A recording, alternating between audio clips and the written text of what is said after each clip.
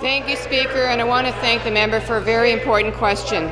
Over the last 8 years, we worked really hard to create a fair and balanced environment for labour negotiations in Ontario, and to do that, we rebuilt relationships that were damaged by the governments that preceded us.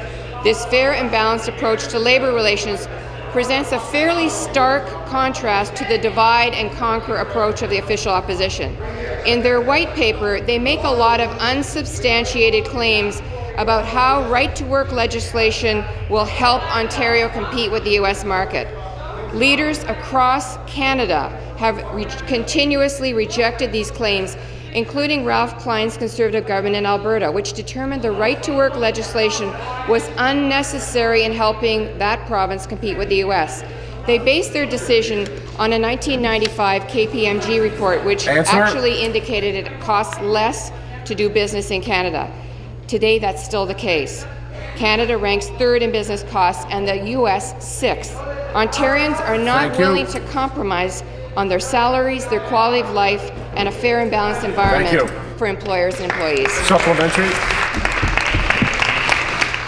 Thank you, Speaker, and thank you, Minister, for helping to clarify how our policy differs from the official opposition and how we have been, actually governments of all stripes, rejecting that right-to-work policy across Canada.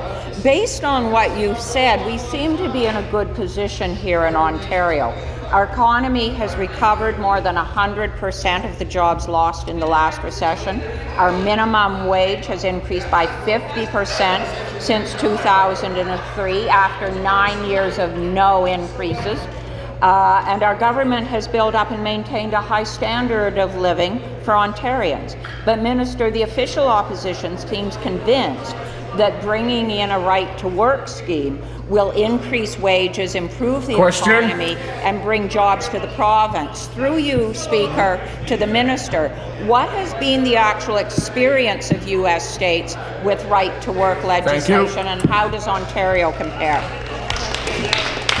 Thank you, Mr. Speaker, and again, thanks for the question. Mr. Speaker, the opposition would have us believe that this scheme would lead Ontario to higher wages, but the reality is Ontario already has a higher median household income than every right-to-work state in the U.S.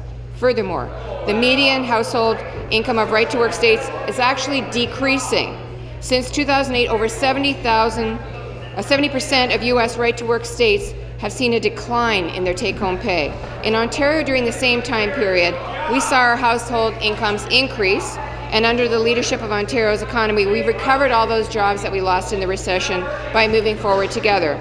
The opposition claimed that their scheme will raise hourly wages. Well, the reality is our hourly wage manufacturing rate is higher than 87% of right-to-work states and 78% of non-right-to-work states.